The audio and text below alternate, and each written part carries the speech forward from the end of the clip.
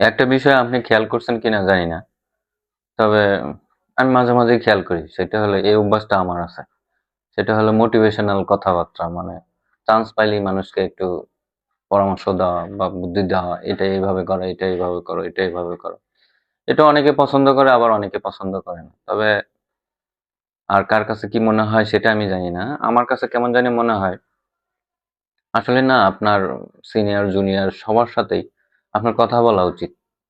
বিশেষ করে সিনিয়র যদি আপনাকে উইলিংলি আপনাকে ডেকে নিয়ে আপনাকে সুন্দর, সুন্দর পরামর্শ দেয়, সেটা আপনি তাহলে সৌভাগ্যবান।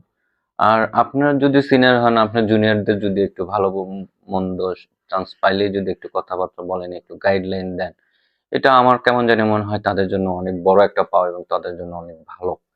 তো আপনি সবসময় অনেক ধরনেরই কথা বলেন, চুপচাপ থাকেন, বন্ধুদের সাথে আড্ডা, ফাজলামি এত সবকিছুই করেন।